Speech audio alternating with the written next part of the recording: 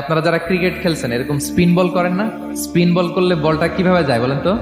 ঘুরতে ঘুরতে যায়। পৃথিবী যখন সূর্যের চারদিকে কক্ষে ঘুরে, ওই ঘোরার মুহূর্তে সে নিজে স্পিনিং হইতে থাকে, ঘুরতে থাকে। ওই স্পিন হইতে তার এক পিঠ থেকে আরেক পিঠে ঘুরতে তার 24 ঘন্টা সময় লেগে যায়। ওইটার কারণে দিবারাত্রি হয়। 12 ঘন্টায় আমরা দিন পাই, 12 ঘন্টায় আমরা রাত পাই। আল্লাহ বলেন এই দিবারাত্রির পরিবর্তনের মধ্যে নিদর্শন আছে। এরপর আল্লাহ বললেন আমি পানি থেকে সব প্রাণী তৈরি করেছি। ওয়াজআলনা মিনাল মাই কুল্লা শাইইন হাই, সব প্রাণ এসেছে পানি থেকে। বিজ্ঞান এটাকে কনফার্ম করেছে। তারা বলেছে পৃথিবীর সর্বপ্রথম এককোষী প্রাণীর নাম হচ্ছে অ্যামিবা।